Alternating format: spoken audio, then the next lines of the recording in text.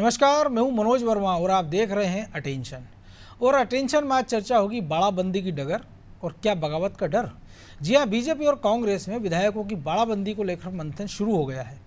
पूर्ण बहुमत नहीं मिलने की स्थिति में दोनों ही पार्टी अपने विधायकों को प्रदेश से बाहर भेजने का प्लान कर रही हैं ताकि कहीं कोई गड़बड़ी ना हो। 2020 के बाद से कांग्रेस तो कुछ ज़्यादा ही सतर्क दिख रही है। ऐसे में अब सवाल ये है कि क्या दोनों दल बाड़ाबंदी से बगावत को रोक पाएंगे और आखिर इसकी डगर कितनी आसान रहने वाली और कितनी कठिन, इसी पर हम चर्चा करेंगे। लेकिन पहले रिपोर्ट देखिए।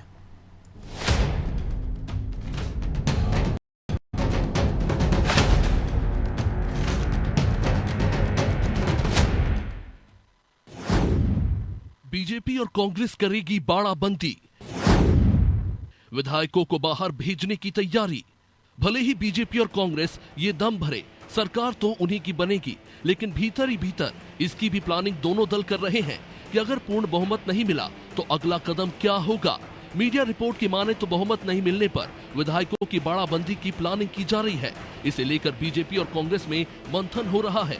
अगर सीटें अटकी तो नवनिर्वाचित विधायकों को बाहर भेजा जाएगा। दरअसल ये सारी कोशिश किसी भी तरह से गड़बड़ी से बचने के लिए दोनों दल करेंगे। नवनिर्वाचित विधायकों को होटल या रिजॉर्ट में ठहराया जा सकता है। कांग्रेस अपने विधायकों को कर्नाटक भेज सकती है। हालांकि अभी इस प्लान पर कांग्रेस ज्यादा कुछ नहीं कह रही और पूर्ण बहुमत मिलने की बात दोहरा रही है।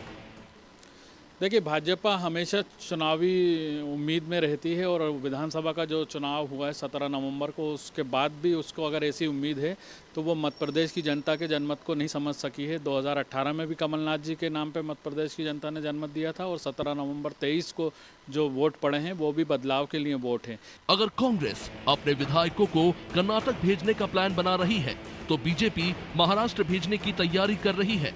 बाड़ाबंदी के दौरान विधायकों को पार्टी की रीति नीति से अवगत कराया जाएगा, लेकिन कांग्रेस की तरह बीजेपी भी ये विश्वास जता रही है कि ये सब करने की उसे जरूरत ही नहीं पड़ेगी, क्योंकि जनता ने उनको ही चुना है।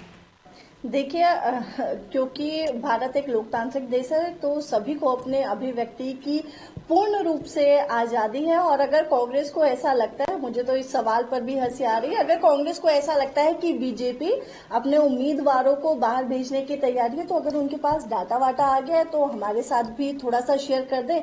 बाकी बात रही भारतीय जनता पार्टी के उम्मीदवारों की, प्रत्याशियों की या कार्यकर्ताओं की, तो मुझे लगता है कि जो लोग बाहर जा रहे, विधायक जो बाहर जा रहे, उम्मीदवार जो बाहर जा रहे, कांग्रेस एक बार पता कर ले कि वो कांग्रेस के जा रहे हैं या फिर बीजेपी के। राजनीतिक विश्लेषकों का मानना है कि बाड़ाबंदी को लेकर बीजेपी से ज्यादा कांग्रेस एक्टिव है, क्योंकि 2020 की गलती वो फिर से नहीं दोहराना चाहेगी। खैर, एमपी में वोट प्रतिशत बढ़ने से कांग्रेस और बीजेपी दोनों ही पार्टियां उत्साहित नजर आ रही है। ऐसे में दोनों को ही उम्मीद है कि उसे पूर्ण बहुमत मिलेगा, लेकिन किसकी उम्मीदें पूरी होंगी और किसकी उम्मीदों पर पानी फिरेगा, ये तो 3 दिसंबर को ही साफ होगा। ब्यूरो रिपोर्ट, अनादि टीवी।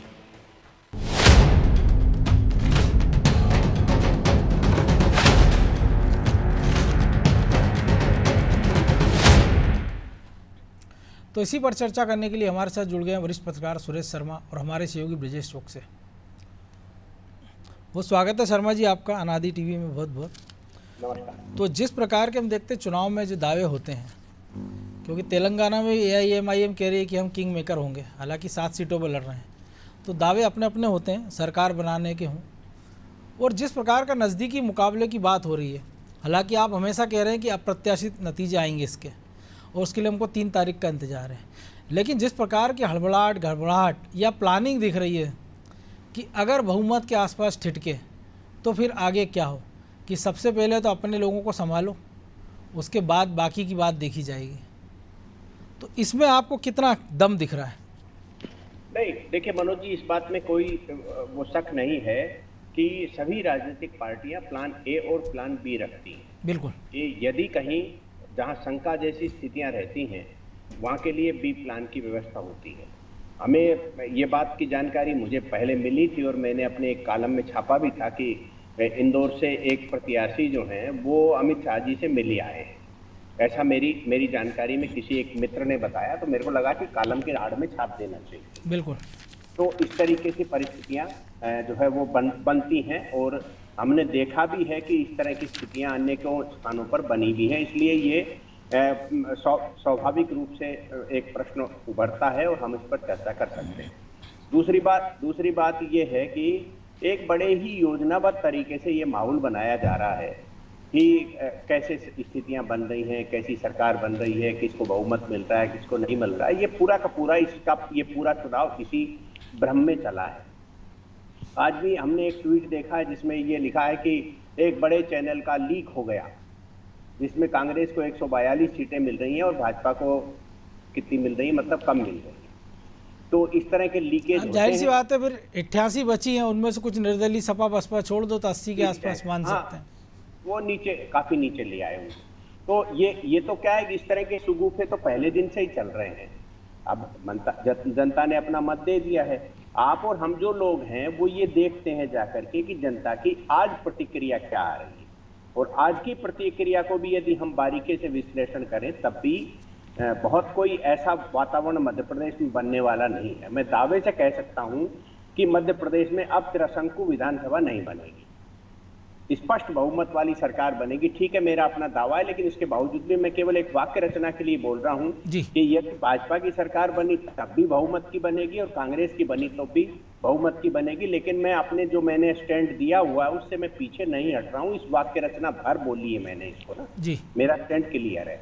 कल मैंने किसी चैनल ने मुझसे पूछा तो मैंने कहा देखिए मैं तो सोशल मीडिया पे लिख चुका हूं, मेरा तो अनुमान बिल्कुल फिक्स है। पर मैं कहना ये साथ में ये भी कहना चाहता हूं कि बी प्लान के ऊपर सभी राजनीतिक पार्टियों की अपनी योजना है, और उस योजना में ये जरूर हो जाएगा कि यदि कांग्रेस को बहुमत नहीं मिला और उन्होंने खरीद फरोख्त शुरू कर दी तब मुख्यमंत्री कौन बनेगा, और भाजपा में यदि ऐसी स्थिति बनी तो खरीद फरोख्त हुई तो कौन जो है इसमें मुख्यमंत्री बनेगा। ये सारी चीजें बहुत विचारणीय हैं और निश्चित रूप से हम लोग एक चैनल पर इसकी चर्चा कर सकते हैं। जी, तो ब्रजेश जी, निश्चित तौर पर पहला मौका नहीं कहा। कई साल पहले जब जगदम्बिका पाल जो बीजेपी के सांसद है तो उत्तर प्रदेश में एक दिन के मुख्यमंत्री बने थे, वो राज्यपाल की मदद से है। तब भी हमने देखा था कि बीजेपी को अपने विधायकों को ले जाना पड़ा था, और हाल के वर्षों में तब लगातार देख रहे हैं, चाहे मध्य प्रदेश की बात हो, उसके बाद हमने राजस्थान में देखा, उसके बाद हमने ये दृश्य महाराष्ट्र में दो बार देखा, एक बार एकनाथ शिंदे के गुट के कारण और एक बार अजित पवार के गुट के कारण।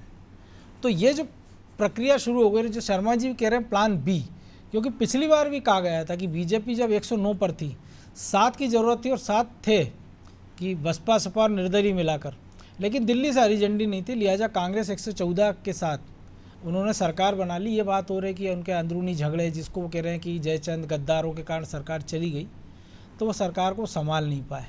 इस बार भी अगर ये परिस्थितियाँ बनती हैं तो शायद बेहतर स्थिति तो यही होगी दोनों दलों के लिए कि पहले अपना घर संभाल लें फिर सरकार की सोचें।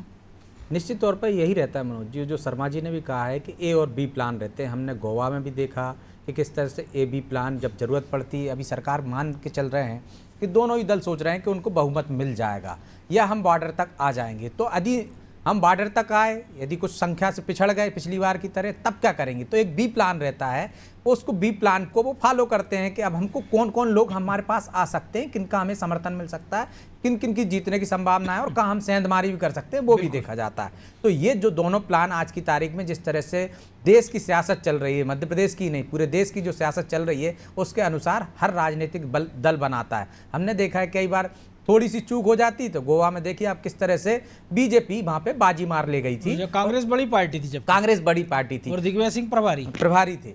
लेकिन आप देखिए कि ये जो बी प्लान होता है उसको आप किस तरह से तेजी से काम कर सकते हो। यदि आपने पहले से तैयारी कर रखी है तो आप जिस तरह से गोवा में हुआ था वैसे बाजी मार सकते हैं। यदि आपने कहा कि तब देखेंगे, तब वो परिस्थितियां आपको इतना मौका नहीं देती राजनीति में आज की तारीख में, इसलिए दूसरा प्लान भी लेकर चलते हैं। बाड़ेबंदी की जो बात है, निश्चित तौर पर जब कांटे का मुकाबला माना जा रहा है, दोनों ही दल दावे कर रहे हों और ऐसी संभावना भी हो कि किसी भी तरफ ऊँट किसी भी करवट बैठ सकता है, तब संभावना ज़्यादा हो जाती है बाड़ेबंदी की और इस तरह से बी प्लान को मजबूती से किस तरह से उसका क्रियान्वयन किया जाना है, किस तरह से बनाना है और वो लीक भी ना हो।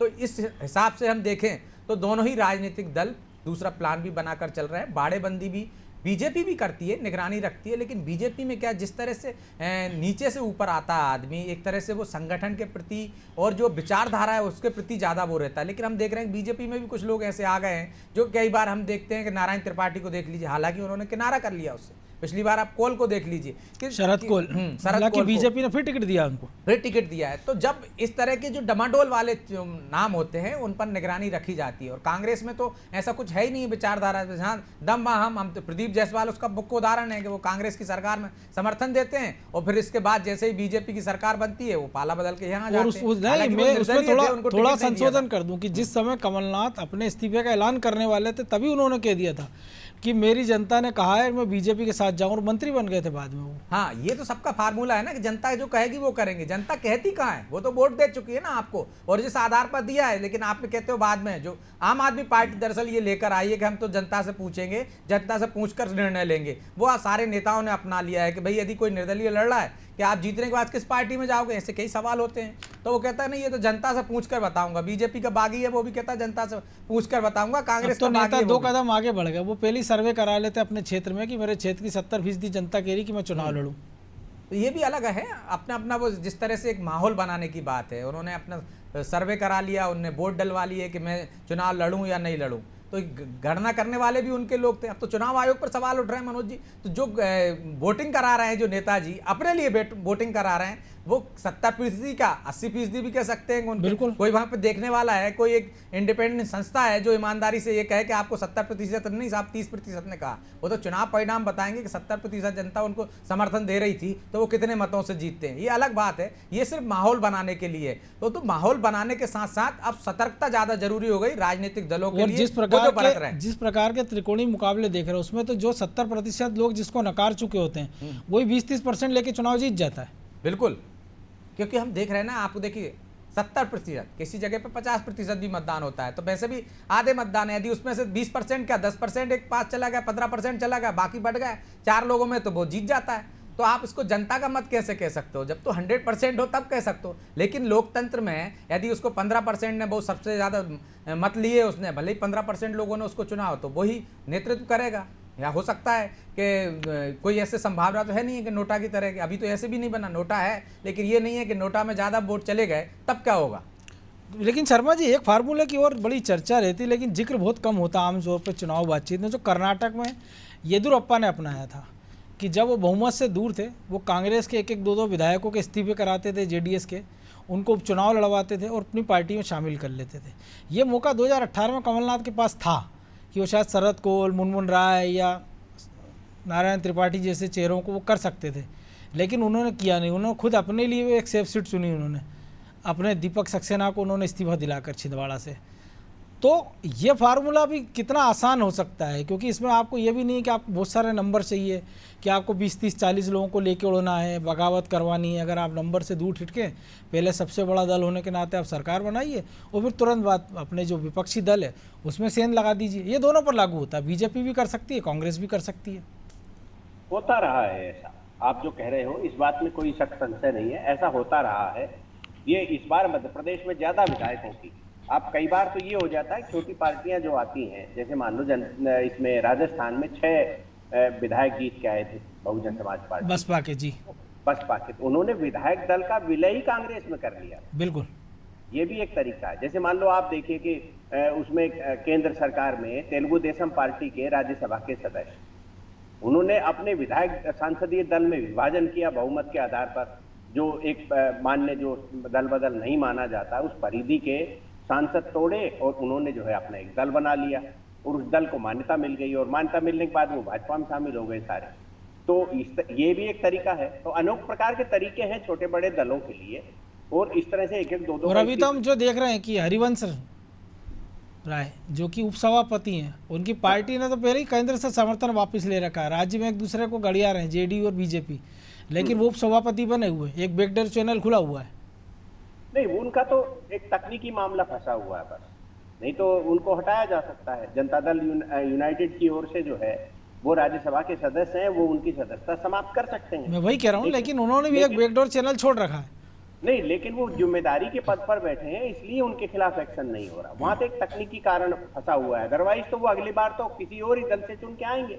और एक वरिष्ठ पत्रकार हैं, वो तकनीकी जानते हैं, इसलिए उन्होंने एक अपना रास्ता निकाला है। लेकिन मैं एक बात और आपको बता रहा हूं जी, इस समय मध्य प्रदेश में एक जबरदस्त वातावरण ये बना हुआ है कि सुबेरे से शाम तक 2 बार भ्रम की हवा चलती है, वहम मतलब भ्रम पैदा होता है कि वो तो सरकार अब ये हो गया। और एक आप नई चीज देखिए, जो नई चीज हमें सब लोगों को देखने को आ रही है कि मीडिया के भी ज्यादातर लोग अब फलोदी सट्टा बाजार की बात कर रहे हैं, और वो ये कहते हैं कि अब तो सट्टा बाजार ये कहने लग गया। तो जो व्यापार करने वाले लोग हैं वो अपने मुनाफे के प्रति चिंता करेंगे कि अपनी ये देखेंगे कि ओरिजिनल में। लेकिन उसके भी इतने सर्वे आ गए कि हो सकता है फलोदी में इस बात को भी सट्टा लग रहा हो कि भैया ये जो सर्वे चल रहा है वो इनमें से किसने किया है ये। कौन सा सर्वे? अच्छा, बिल्कुल। कई बार तो आपने जो बहुत बड़ी बात कही है, बहुत बड़ी बात कही है।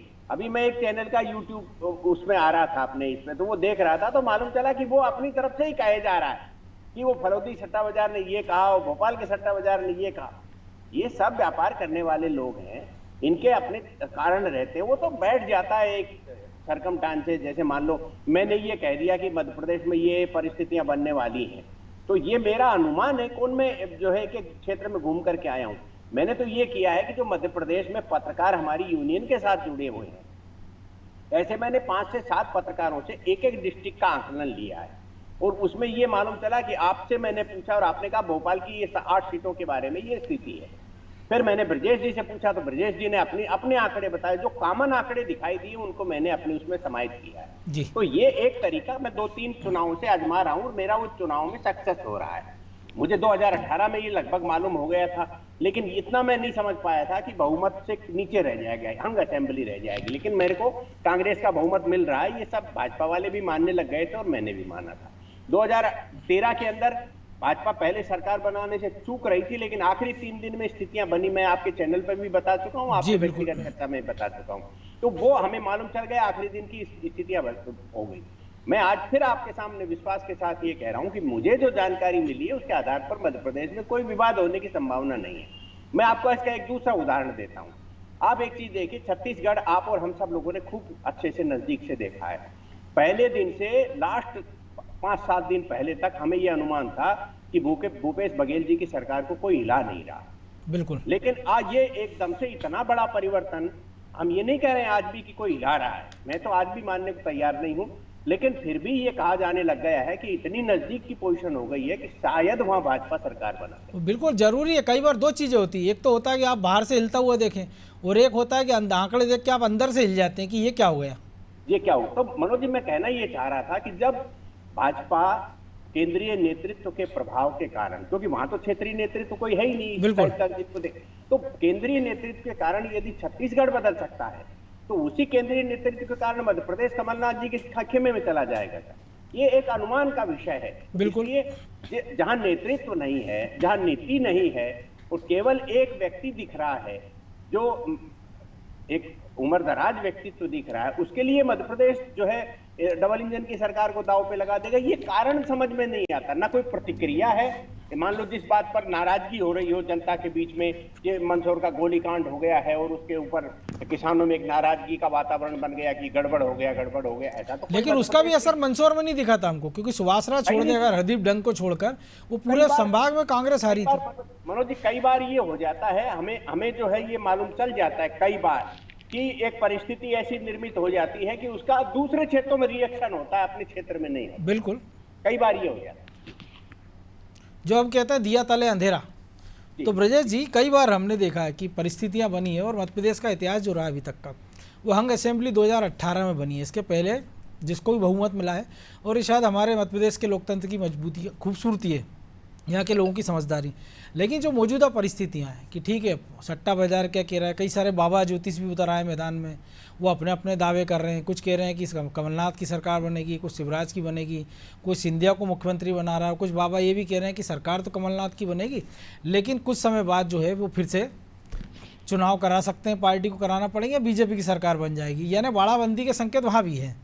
तो ऐसे में क्या एकमात्र हल यही है, या ये क्या गारंटी अगर आपको बहुमत मिलेगा, मान लीजिए आप 116-17 पे ठिठक गए हैं, तब आप ये प्रोसेस नहीं करेंगे? क्योंकि आप अगर मन में तो एक डर रहता ही है ना, क्योंकि आपने किया तब भी, या आपके साथ हो सकता है तब भी। देखिए, कहावत है ना, दूध का जला छाछ भी फूक फूक कर पीता है। तो कांग्रेस की तो समझ में आती है, लेकिन एक और समझदारी भी रहती है मनोज जी। कि दूसरे की जिस तरह से हालत देख लें कि उससे कुछ गलती हुई है, उससे सबक ले ले आदमी, वो समझदार कहलाता है कि भाई ऐसा हमारे साथ ना हो जाए, उसके साथ जो हुआ है। तो वो समझदारी भी कई बार दिखती है इस तरह से, और संभावनाओं को नकारा नहीं जा सकता। जिस तरह से मध्य प्रदेश की बात कर रहे हैं, हो सकता है बीजेपी की सरकार बन जाए, हो सकता है कांग्रेस की सरकार बन जाए। तो शर्मा जी कह रहे हैं वो 100% भी सच हो जाए, क्योंकि इसी सरकार में हमने देखा कि सरकार बहुमत के बाद भी कांग्रेस के कई सारे विधायकों के इस्तीफे हुए, उपचुनाव लड़ाया गया, जीत के सरकार को मजबूत किया गया ताकि सिंधिया के अकेले जो बैसाखी थी उसको हटाई जा सके। निश्चित तौर पर आप देखिए कि वो किया गया, तो ये कोशिश की जाती है ना सरकार को और मजबूत करने के लिए। और ये जो बाड़ेबंदी की जो हम बात कर रहे हैं वो इसलिए भी हो रही है, जिस तरह की भविष्यवाणियां भी हो रही, क्योंकि आप देखिए चुनाव से पहले जितने भी सर्वे आए, ऐसा माना जा रहा था, कांग्रेस मान रही थी, राजनीतिक जानकार मान रहे थे कि हाँ कांग्रेस बहुत तेजी से कर रही है, आगे बढ़ रही है, बढ़त में है। और जब बढ़त में है और जब बीजेपी मैदान में उतरी, हालांकि बीजेपी लगातार मैदान में ही रहती है, लेकिन जिस तरह से मोर्चा संभाला गया तो ऐसा लगने लगा कि अब बीजेपी बढ़त में आ गई है, कांग्रेस कहीं पिछड़ती दिख रही है। तो जब संभावना ऐसी हो कि कोई आगे निकल रहा है, कोई पीछे निकल रहा है, कौन आगे निकल जाए, तब इस तरह की बाड़ेबंदी की जा सकती है और की जाती है कि भाई हो सकता है कि हम जो देख रहे हैं कि हम आगे निकल चुके हैं। ये तो मतपेटियों में कैद है ना। भविष्यवक्ता भले ही भविष्यवाणियां कर रहे हों, लेकिन राजनीतिक दल भी बेहतर तरीके से जानते हैं, भले ही वो कहें ना। हमने देखा है किस तरह से 2003 में दिग्विजय सिंह की सरकार जा रही थी, लेकिन आखिरी तक उन्होंने कहा क्या कि नहीं, बोले रुको अभी तो आदिवासी इलाकों के झाबुआ तरफ की मतपेटियां खुलने दो, हम वापस सत्ता में बरकरार रहेंगे, हम जाने वाले नहीं हैं। लेकिन तब तो राजनेता इस तरह का आत्मविश्वास भी रखते हैं और हो सकता है वो मैसेज भी देते हों अपने कार्यकर्ताओं को कि नहीं हम तो जीतने ही वाले हैं, हारने की कोई नहीं सोचता है। जो तीसरे दल का भी लड़ रहा है ना मनोज जी, उससे भी जाके पूछो, आम आदमी पार्टी के वाले से पूछ लो, निर्दलीय से पूछ लो, वो कहता मैं ही जीत रहा हूँ, बाकी दोनों तो हार रहे हैं। बीजेपी तीसरे पर रहेगी, कांग्रेस तीसरे, कांग्रेस से टूट के आ गया वो कांग्रेस को तीसरे में कर देगा, तीसरे पायदान पर जा रही।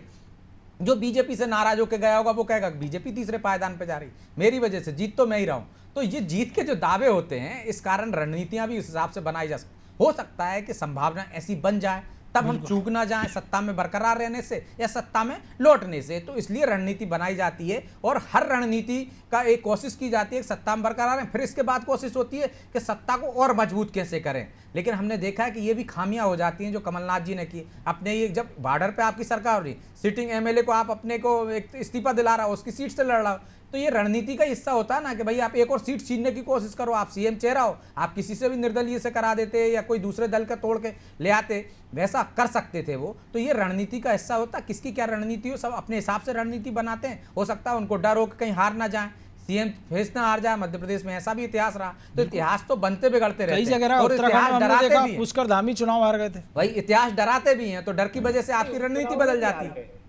कैलाशनाथ काटजू, हाँ, मध्य प्रदेश में हार गए थे कैलाशनाथ काटजू। तो जी ब्रजेश जी, ये यही कारण है जी, तो यही कारण है कि रणनीति अपने हिसाब से अपने दल की और ऐसे भी हम तो राजस्थान में देख रहे हैं कि गहलोत साहब कह रहे हैं कि मैं तो कुर्सी छोड़ना चाहता हूँ, कुर्सी मुझे नहीं छोड़ रही है।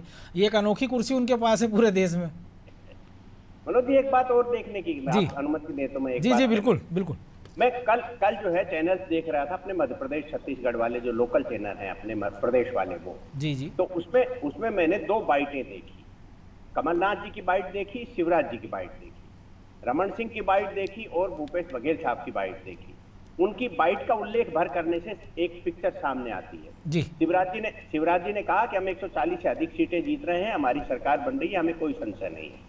कमलनाथ जी से जब पत्रकारों ने पूछा तो उन्होंने ये कहा कि मैं कोई बीडी और शिवराज नहीं हूं कि मैं ये दावा करूं कि किसकी सरकार बन रही है और कितने वोटों से, मतलब कितनी सीटों से सरकार बन रही है। 3 तारीख का इंतजार करिए, 3 तारीख को परिणाम सामने आ जाएंगे। उनने कोई दावा नहीं किया। इसी प्रकार से छत्तीसगढ़ में जब रमन सिंह से पूछा गया तो उन्होंने कहा कि हम 50 से 55 सीटें जीत रहे हैं। जब भूपेश बघेल साहब से पूछा गया तो उन्होंने ये कहा कि रमन साहब जब लोकप्रिय थे सबसे ज्यादा, तब भी इतनी सीटों जो है वो नहीं जीत पाए, तो अब कैसे जीत जाएंगे। और बोले पहले अपनी 15 सीटों से बढ़ाने के बारे में चिंता करें। तो उसमें भी उन्होंने दावा नहीं करा कि मैं सरकार बना रहा हूं। तो ये कांग्रेस की क्यों ऐसी भावना है कि दावा, क्योंकि कुछ दिन पहले भी कमलनाथ ने जो बयान दिया था उसमें उन्होंने कहा था कि बड़े बड़े नेता चुनाव हार जाते हैं। उन्होंने गांधी परिवार के कई लोगों का जिक्र भी किया था। इसलिए भी एक नया सवाल पैदा होता है कि आखिर जब आपको लग रहा है कि आपकी सरकार बन रही है छत्तीसगढ़ और मध्य प्रदेश में, तो आप जो है खुल करके कह क्यों नहीं रहे। बिल्कुल। और सबसे बड़ा सवाल ये है कि सरकार बने तो बने और असरकार भी बने। बहरहाल चूंकि अब समय की कमी है इसलिए चर्चा को विराम देना होगा। बहुत धन्यवाद शर्मा जी। तो निश्चित तौर पर राजनीतिक दलों का अपना एक माइंडसेट होता है, अपनी एक प्लानिंग होती है, उनके पास A, B, C तमाम तरह के प्लान होते हैं। सवाल ये होता है कि किस प्लान को कब एग्जीक्यूट करना है, उसकी टाइमिंग क्या होगी और उसका एग्जीक्यूशन कैसे होगा, ये सबसे महत्वपूर्ण होता है। तो जाहिर सी बात है बीजेपी भी अपना प्लान कर रही होगी और कांग्रेस भी कर रही होगी। जिस प्लान की हम येदियुरप्पा की बात कर रहे थे, बीजेपी ने उसको मध्य प्रदेश में 2 सिरे से परवान चढ़ाया, एक पार्टी में टूट कराई कांग्रेस में और उसके बाद कांग्रेस के कई विधायकों के इस्तीफे कराए बहुमत के बाद भी, और पार्टी को इतनी मजबूती दे दी कि बाकी का कार्यकाल पूरा समय शिवराज जी ने अच्छे से निकाल दिया। लेकिन क्या अब ये मौजूदा परिस्थितियों में जो एग्जिट पोल हैं, बाकी तमाम सारे ओपिनियन पोल हैं वो ये बता रहे हैं, तो अब कांग्रेस और बीजेपी की रणनीति क्या होगी, बाड़ाबंदी कितनी सफल होगी और बाड़ाबंदी किसको करना पड़ेगी, ये सारे के सारे खुलासे 3 दिसंबर को हो ही जाएंगे।